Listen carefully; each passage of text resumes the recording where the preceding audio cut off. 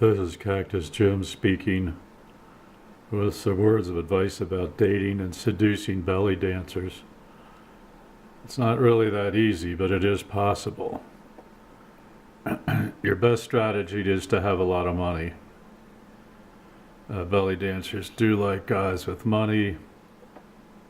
They look like guys with that are in good shape like they are. They don't want some fat slob. They want a guy that's intelligent and creative and that also can dance. You don't have to dance like they do. It's okay if you can do like the original chubby checker twist. And they also like guys that are, well, how should we say this? Well endowed, I guess. So if you have most of these qualities, you should be okay. I wish you good luck. First, you have to find a place where belly dancers perform. Thank you for watching.